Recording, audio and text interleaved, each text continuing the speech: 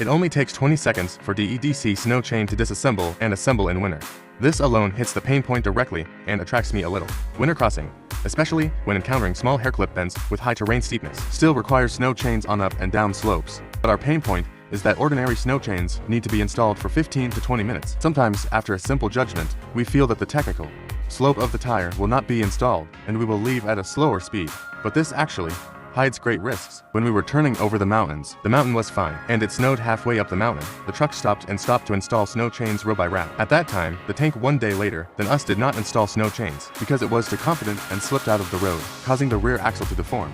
This time our old friends knew we were going to cross in winter, so he immediately prepared a DEDC snow chain for me and asked us to test it. I will try these snow chains on this car.